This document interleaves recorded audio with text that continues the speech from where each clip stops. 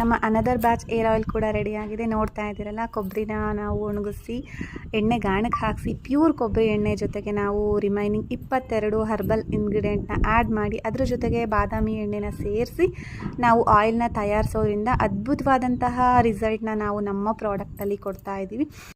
ಹಾಗಾಗಿ ಪ್ರತಿಯೊಬ್ಬರು ನಮ್ಮ ಹೇರ್ ಆಯಿಲ್ನ ಬಳಸ್ಬೋದು. ಪುಟ್ಟ ಮಕ್ಕಳಿಗಂತೂ ಬಹಳ ಅನುಕೂಲವಾಗಿ ಸಿಗ್ತಾ ಇದೆ. ನಾನು ಇದನ್ನು ನನ್ನ ಮಗು 3 ಮಂತ್ಸ್ ಬೇಬಿ ಇದ್ದಾಗಿಂದನೂ ಬಳಸ್ತಿದ್ದೀನಿ. ಅವನಿಗೆ ಸ್ಕ್ಯಾಲ್ಪ್ ತುಂಬ ಹೆಲ್ದಿ ಆಗಿದೆ, ಹೇರ್ ಚೆನ್ನಾಗಿದೆ, ಸ್ಮೂತಾಗಿ ಹೇರ್ ಗ್ರೋತ್ ಕೂಡ ಚೆನ್ನಾಗಿದೆ.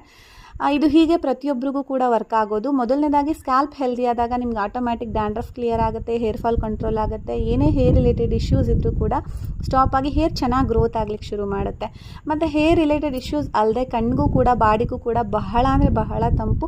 ಆ್ಯಡ್ ಮಾಡಿರೋ 22 ನೈಸರ್ಗಿಕ ಉತ್ಪನ್ನಗಳೇನಿದೆ ಪ್ರತಿಯೊಂದರಲ್ಲೂ ಒಂದೊಂದು ತರಹದ ಪ್ರಯೋಜನಗಳು ಆ್ಯಡ್ ಆಗಿರೋದ್ರಿಂದ ಆಯಿಲಲ್ಲಿ ಅಷ್ಟು ಚೆನ್ನಾಗಿ ನಿಮಗೆ